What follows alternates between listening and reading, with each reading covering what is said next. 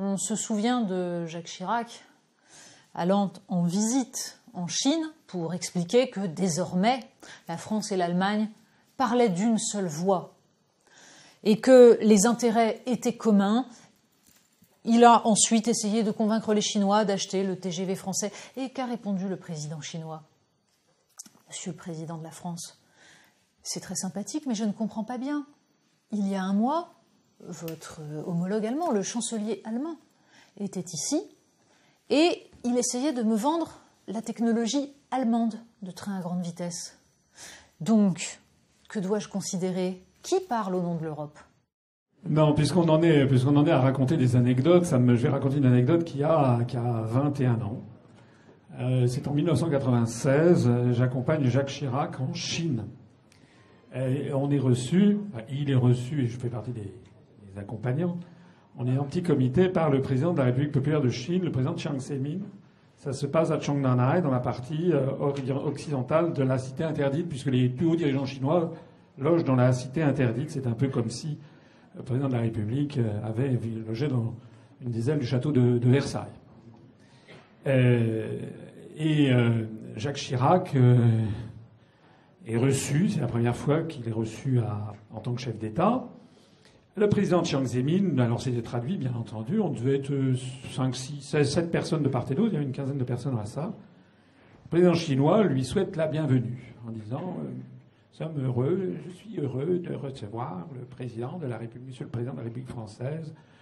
Nous sommes heureux de vous recevoir en tant que digne successeur du président Charles de Gaulle, qui a eu la prescience et l'esprit de futur de reconnaître la République populaire de Chine en 1964. Je crois que vous êtes un digne successeur. Il y a eu des problèmes entre la France et la Chine récemment. Il faisait allusion à la vente des frégates à Taïwan par François Mitterrand et Roland Dumas. Je vous rappelle, ça a fait l'objet d'un scandale, ça a fait une brouille diplomatique entre Paris et Pékin. Et le président chinois lui dit, eh bien, comme on dit en Chine, après la pluie vient le beau temps. J'espère que nous allons bâtir une relation stratégique franco-chinoise pour l'avenir, pour renouer la grande politique du général de Gaulle.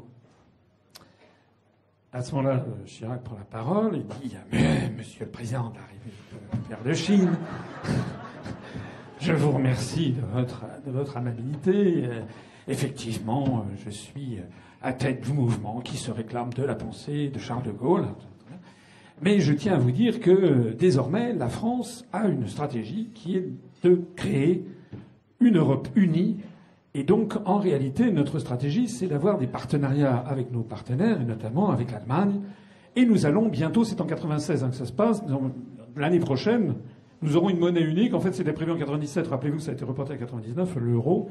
Et nous aurons une monnaie unique. Et donc, la politique étrangère de la France, c'est d'abord la construction d'une Europe unie.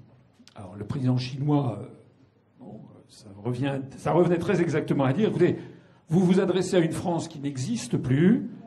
Maintenant, vous parlez à une province, d'une entité en devenir, donc ne comptez plus sur nous pour bâtir avec vous une relation stratégique franco-chinoise.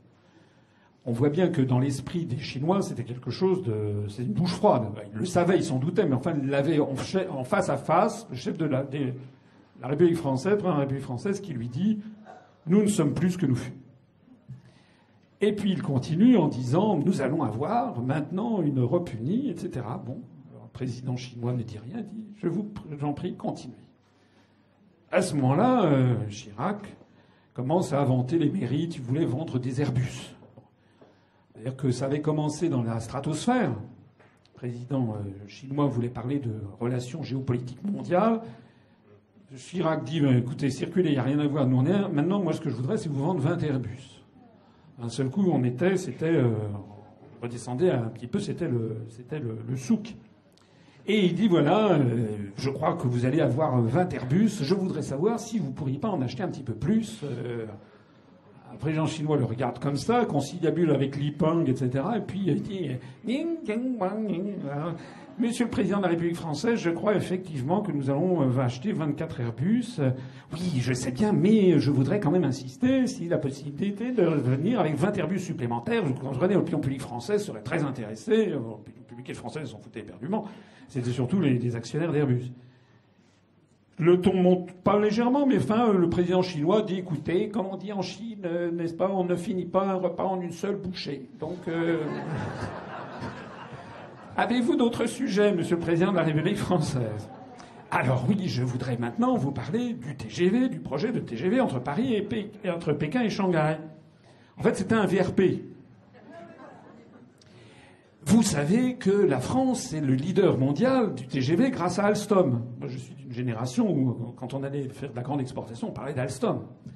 Et nous sommes les leaders mondiaux. Vous savez qu'il y a une offre française très extraordinaire qui est la meilleure du monde. Donc je pense qu'il faudrait, vous parliez de partenariat, monsieur le président de la République populaire de Chine tout à l'heure, eh bien voilà, il faudrait faire le TGV Pékin-Shanghai. Président chinois...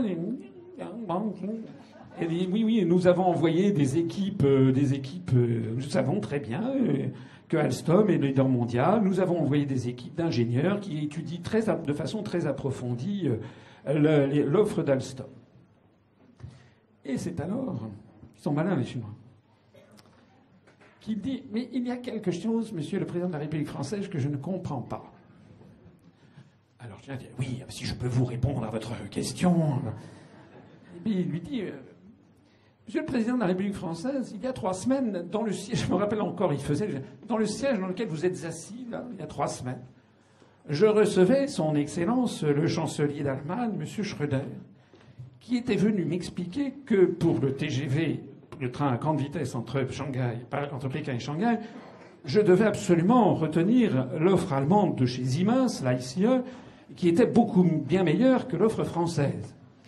Alors, je voudrais savoir ce que vous en pensez, et je ne comprends pas, vous m'avez dit que votre stratégie est d'avoir un partenariat franco-allemand, et vous me dites qu'il faut que j'achète français et pas allemand.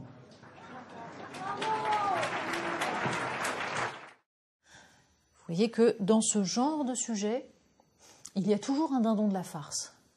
Visiblement, les Français ont décidé d'en être.